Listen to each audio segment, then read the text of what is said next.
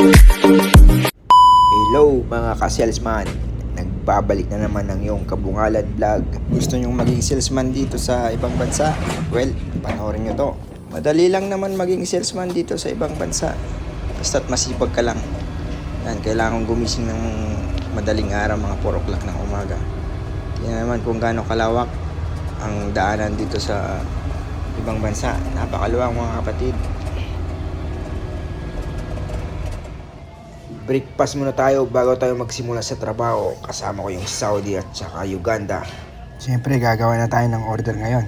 At pagkatapos ng order, magpiprint tayo ng patura o kaya resibo doon sa loob ng truck.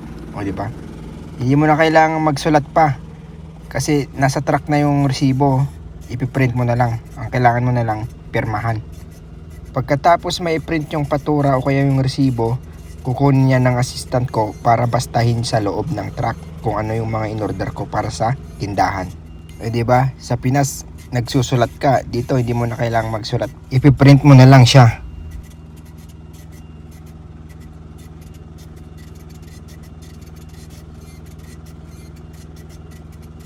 Pero kailangan kong tulungan yung assistant ko para mabilis yung trabaho namin. Ako ngayon yung nag-display ng mga product na in-order ko para sa tindahan. At sa pag-display, kailangan natin ng first in, first out para hindi ka ma-expirean. Kapag na-expirean ka, bawas commission yun.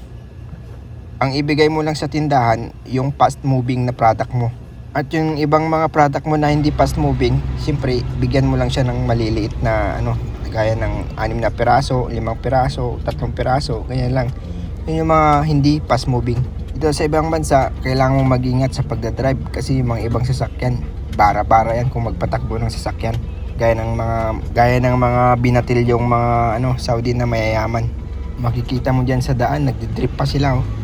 Ang sahod namin dito sa ibang bansa, kunti lang, pero mas malaki pa yung commission namin kaysa sa sahod namin. Basta't masipag ka lang magbenta, ayun, ayos na ayos yun. Na 5 years akong nagtrabaho dito sa ibang bansa, nakapagpatayo na ako ng bahay ko, nakabili na ako ng mga gamit sa bahay, at nakabili na rin ako ng mga motor ko.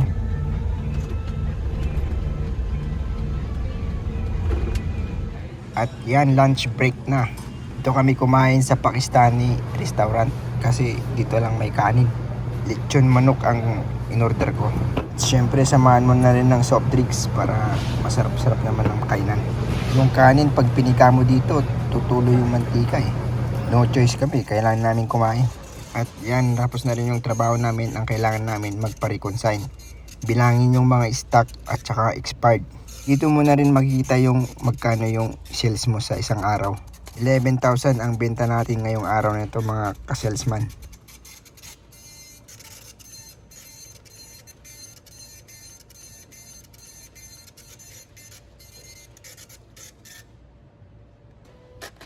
Tapos ma-reconsign, ipapapirma ko yung papel ko sa nag-reconsign sa akin o kaya nagbilang ng mga stock ko.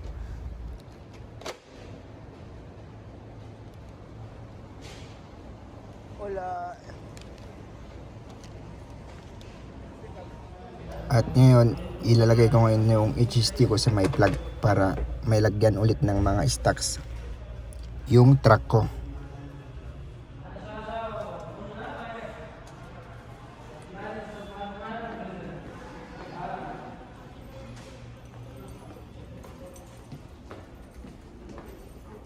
Papacheck ngayon tayo ng resibo dito sa taas. Mo rin makikita yung sales mo at saka yung overstocks mo o kaya may mga short ka. Sasabihin nila diyan. Bibilangin natin ngayon yung pera na nabenta ko ngayong araw na to. Ingat ka lang kasi minsan nasushort kami. Kaya bilangin mo talaga ng mabuti. Tapos mag-check ng resibo at magbilang ng pera at i-remit naman natin ngayon ang pera nating nabenta ngayong araw na to. May mga kasama rin akong mga Pilipino dito, mga salesman. Yan, si Ronel at saka si Abdul. At yan, tapos na ngayong pinaremit nating pera. Uwi na tayo ngayon sa kwarto namin. Yung tinutuloyan naming bilya. Ganito lang naman ang buhay namin dito sa ibang bansa. Kailangan mo lang talaga ng sipag at tiyaga. At yan, papasok na ngayon tayo sa kwarto namin. Salamat sa panonood. Please like and subscribe para sa more videos.